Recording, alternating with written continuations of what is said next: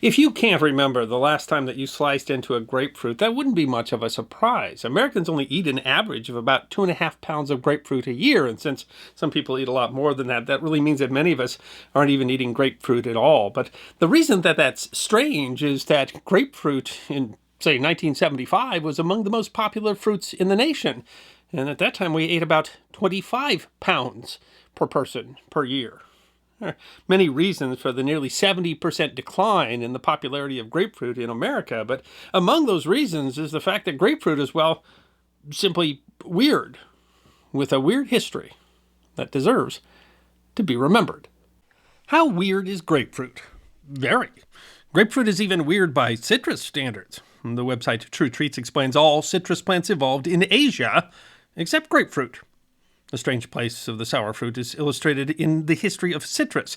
The website Science Daily explains that citrus has a long history of cultivation, often thought to be more than 4,000 years. But grapefruit is what the Purdue University Horticulture Department calls a relative newcomer to the citrus clan. Grapefruit has apparently existed for only around 300 years. The history of citrus types can be difficult to determine, partly because citrus plants aren't picky, hybridizing easily between species in the wild.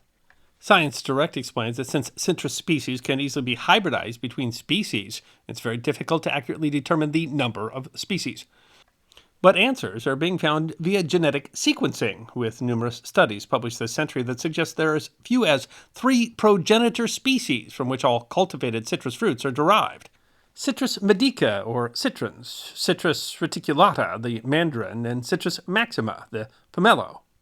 For example, the bitter orange is a hybrid of pomelo and mandarin, and the lemon is a hybrid of bitter orange and citron. The original species all came from South Asia, most likely the valleys of the Himalayas. It isn't clear exactly when human cultivation began. However, it's generally thought that oranges and lemons were not wild fruit, but arose from domestication. Sweet oranges were first mentioned in Chinese literature in 314 BC, although they may have been cultivated much earlier, and lemons were being exported from Asia to the Middle East by 200 BC. Citrus was brought to Europe through the Middle East, with citrons arriving in Greece via Alexander the Great in the 4th century BC, and lemons known in Rome at least in the 1st century AD, although sweet oranges didn't apparently arrive in Europe until the 14th century. Citrus was then carried to the New World, originally to Haiti by Columbus on his second voyage in 1493. The Caribbean island of Barbados was named by Portuguese explorers. Barbados means bearded ones and might have referred to the native fig trees. The Spanish raided the island for slaves, and by the mid-16th century, the indigenous population had all been either enslaved or abandoned the island. The first European colonization of the island was by the English in 1527. While the island was largely used for sugarcane plantations, it also had a suitable climate for growing citrus. It isn't clear exactly who introduced the trees, although pomelo trees came to be called shaddock trees in Barbados, which might reference a sea captain named Philip Shaddock, who might have brought pomelo seeds to Barbados. In any case, Anglo-Irish physician Sir Hans Sloane visited Barbados for 10 days in 1696, and reported seeing numerous citrus trees, including China oranges, meaning sweet oranges, and shaddock trees. But he made no reference to the grapefruit. By 1750, the rector of St. Lucy's Parish in Barbados, Griffith Hughes, reported on 14 citrus biotypes in Barbados, including the golden orange tree and the forbidden fruit tree. This would cause some confusion as to which was what, and some apparent misidentification by some later botanists. However, writing in a 1987 edition of the journal Economic Botany, Dr. J. Kumamoto of the University of California at Riverside argues that the tree that Hughes called the golden orange tree, which Hughes wrote bears a fine orange of a deep yellow within, from whence it derives the name of a golden orange, was likely what we today call the grapefruit. Kumamoto and his colleagues determined that the fruit that we know today as the grapefruit was developed there in Barbados and was not deliberately cultivated, but was, in fact, a wild hybrid produced when the pollen of a sweet orange pollinated a shaddock or pomelo tree. The circumstance could not have occurred if both shaddock and sweet orange trees were not present, but also not if the shaddocks had been grown from budgrass rather than seeds. The successful seedlings were, in fact, hybrids, but the farmers didn't know that. Kumamoto argues that the early growers undoubtedly believed from the appearance of the fruit that they were propagating C. grandis and had simply produced a highly desirable form. Thus there was confusion, as some thought the grapefruit and the shaddock to be the same tree, and still others confused the two with another hybrid called forbidden fruit, which until recently was thought to have gone extinct. So how weird is the grapefruit? Well, they seem to have created themselves, thousands of miles away and thousands of years after citrus trees first originated, in the unique conditions of Barbados, and without the farmers knowing what had happened. The name grapefruit, actually Barbados grapefruit, wasn't recorded until the 1830s. Which brings us to the weird name. What does the golden orange have to do with grapes? Kumamoto discusses the two potential explanations for the etymology of the name. One, offered by French botanist François de Toussac in 1824, is that the fruit grew in clusters, and the French word for clusters is grappes. Kumamoto discounts that idea, as he argues it's unlikely that English settlers would go to the French language for a descriptive term. But the alternative is even stranger. The grapefruit might have been named because it tasted similar to grapes. Of course, anyone today who has tasted both might be confused. Grapefruits decidedly do not taste like grapes. But once again, the answer is both weird and unique to Barbados. Kumamoto writes that vine grapes were extinct on Barbados in 1698. The grapes had proven susceptible to fungus in the climate, and the successful cultivation of sugarcane had rendered them unnecessary both as a trade good and as a local source of liquor. Instead, the only grape left for taste comparison would have been the seaside grape. The seaside grape is native to tropical America and is actually not a grape at all, but a plant in the buckwheat family, whose fruit is aesthetically similar to grapes, but that have a salty, slightly sour flavor. Kumamoto writes that the absence of good-tasting vine grapes might have allowed a stretch of the imagination whereby the highly esteemed variety of shaddock being cultivated on Barbados was sufficiently similar to grapes in taste that the colloquial name of the grapefruit followed. So grapefruit might well have been named grapefruit because the grapes they were comparing it to weren't actually grapes. Weird. While popular in Barbados and slowly spread throughout the Caribbean, grapefruit was not well known elsewhere. But they might have been first brought to what is today the United States by Odette Philippe, a Frenchman who was the first non-native settler of the Pinellas Peninsula in Florida and known for introducing citrus to the state. The Purdue University Department of Horticulture writes that it was from the nearby Bahama Islands in 1823 that Count Odette Philippe took grapefruit seeds to Safety Harbor near Tampa, Florida. When the seedlings fruited, their seeds were distributed around the neighborhood. But they note at first the tree was grown only as a novelty in Florida, and the fruit was little utilized. But the popularity slowly grew.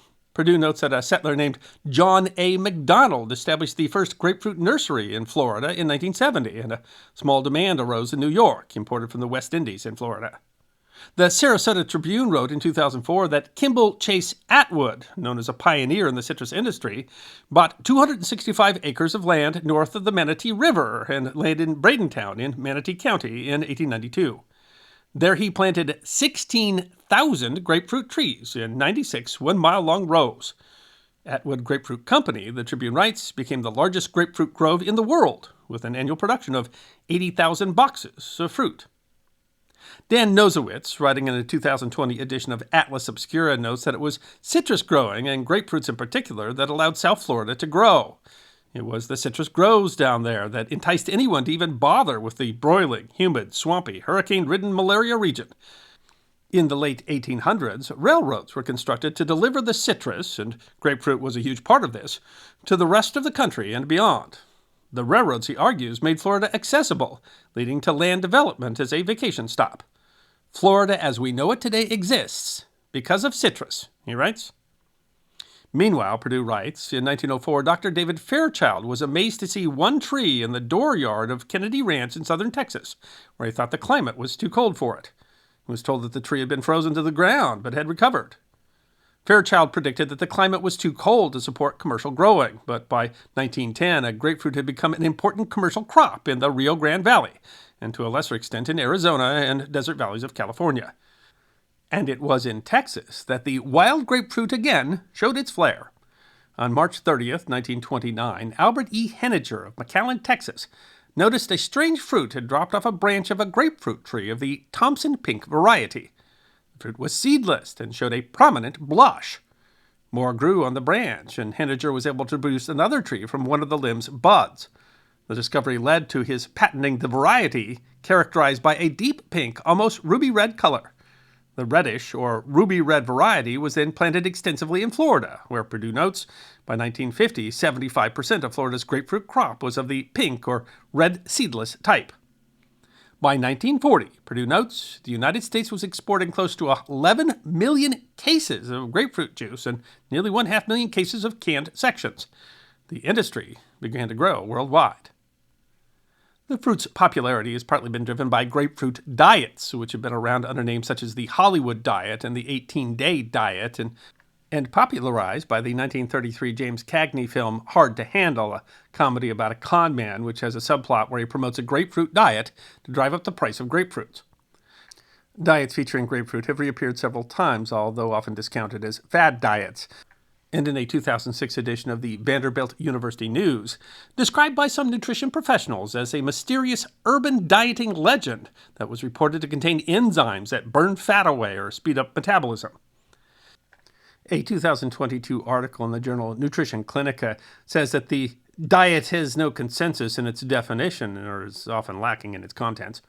The journal suggests that the effectiveness of weight loss is because the diets are usually very low in calories rather than any property of grapefruit, and that the diets are often so restrictive on calories that they can be dangerous.